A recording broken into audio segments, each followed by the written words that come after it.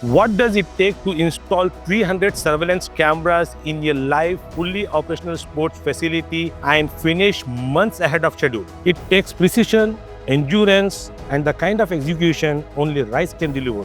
This project called for 326 high-definition cameras, 80% installed outdoor across a dynamic, high-traffic environment. To ensure optimal visibility, we constructed over 75 custom foundations to support 2, 6, and 10-meter poles.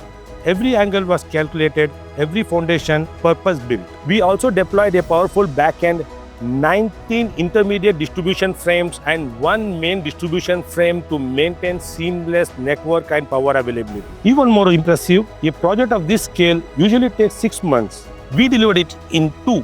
There's 2 months of relentless commitment, no holidays, and a team that just didn't meet the challenge. They raised the benchmark. This is more than surveillance.